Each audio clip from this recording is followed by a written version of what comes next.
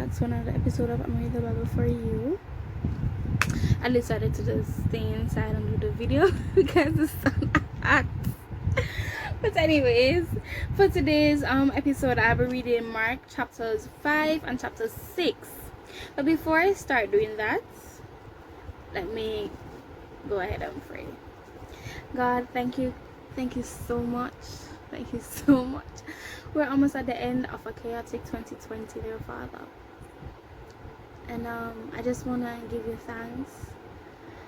Thank you for your grace. Thank you for your love. Thank you for your mercy and your salvation, dear Father.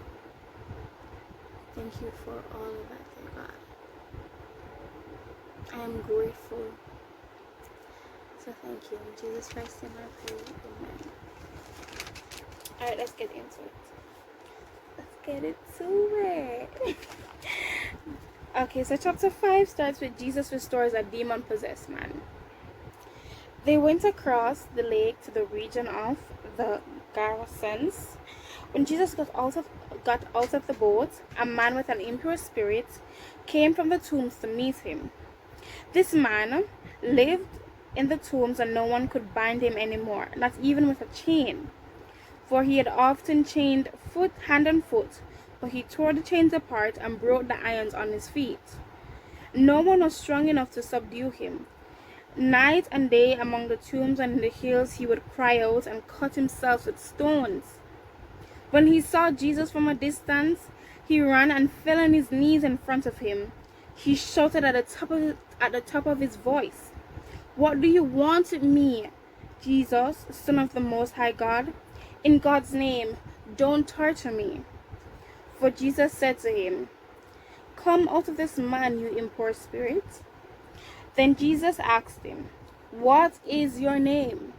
"My name is Legion," he replied, "for we are many." And he begged Jesus again and again not to send them out of the area. A large herd of pigs was feeding on the nearby hillside. The demons begged Jesus, "Send us among the pigs, allow us to go into them."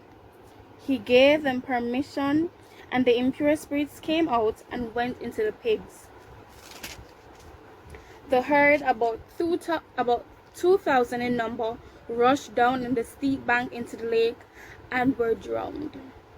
Those tending the pigs ran off and reported this in the town and the countryside, and the people went out to see what had happened. When they came to Jesus, they saw the man who had been possessed by the legion of demons sitting there, dressed and in his right mind, and they were afraid. Those who had seen it told the people what had happened to the demon-possessed man, and told about the pigs as well. Then the people began to plead with Jesus to leave their region. As Jesus was getting into the boat, the man who had been demon-possessed begged to go with him. Jesus did not let him, but said, "Go home to your own people and tell them how much the Lord has done for you and how he has had mercy on you."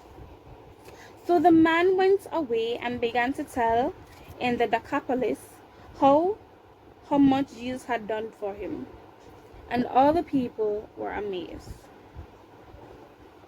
Jesus raises a dead girl and heals a sick woman. When Jesus had again crossed over by boat to the other side of the lake, a large crowd gathered around him while he was by the lake. Then one of the synagogue leaders named Jairus came, and when he saw Jesus, he fell at his feet. He pleaded earnestly with him, "My little daughter is dying. Please come and put your hands on her so that she will be healed and live." So Jesus went with him. A large crowd followed and pressed around him. And a woman was there who had been subject to bleeding for 12 years.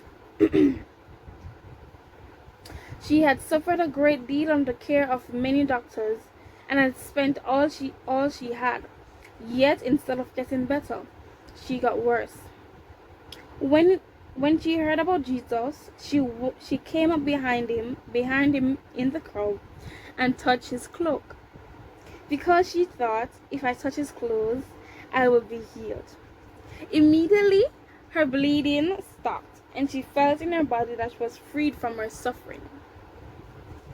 At once, Jesus realized that the power had gone out. At once, Jesus realized that power had gone out from him. He turned around in the crowd and asked, "Who touched my clothes?" You see the people crowding against you. His disciples answered, and yet you can ask, "Who touched you?" But Jesus kept looking around to see who had done it. Then the woman, knowing what had happened to her, came and fell at his feet, and trembling with fear, told him the whole truth. He said to her, "Daughter, your faith has healed you. Go in peace and be freed from your suffering." While Jesus was still speaking, some people came from the house of Jairus, the synagogue leader. "Your daughter is dead," they said. "Why bother the teacher anymore?" Overhearing what they said, Jesus told him, "Don't be afraid, just believe." He did not let anyone follow him except Peter, James, and John, the brother of Joe.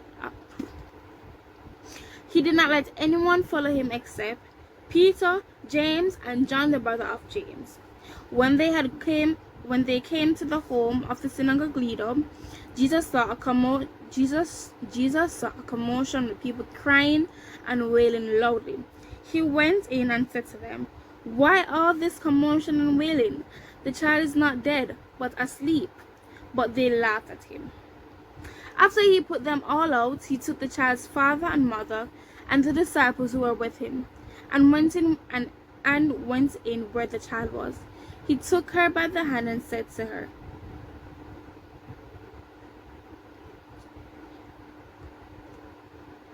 "Talitha cum." Talitha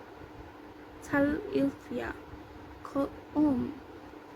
If anybody knows to pronounce that, please DM me. That is Mark 5 verse 41, which means, "Little girl, I say to you, get up." Immediately, the girl stood up and began to walk around.